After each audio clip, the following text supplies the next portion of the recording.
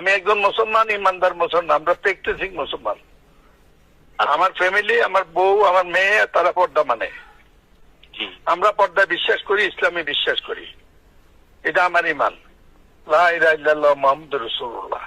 আমি বলেছি ওনাদেরকে চিনা, এত ভালো বলেন কিন্তু ওনাদেরকে চিনা যায় না, যায় না, চিনা যায় না। ওনাদের চিনতে হবে কোনো কথা আছে নাকি? ওনার যায় না, আমি বলছি চিনা যায় না। এটা কি আপনি মস্কারা অর্থে বলছিলেন কিনা, মানে আমার একটু এটা জানা। মস্কারা অর্থই তো, নাইলে এটা তো ওনাদেরকে এনে বলবো কেন?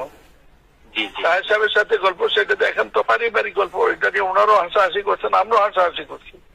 তারপরে যদি আপনাদের কলম আছে, মেধা আছে, মিডিয়া আছে, জেনজি আছে, ভোট আছে, টোট আছে, আপনারা আপনাদের কারণে যার মতো আমার চোর, ডাকাত, খুনি কেউ রে বানাইলে তারাও একদিন আল্লাহ তা বানাবে। আস্তে আস্তে আমার কি করে আছে? আমি একটি কথা সত্য বলে একটি কথা অসংলগ্ন বলে দিই।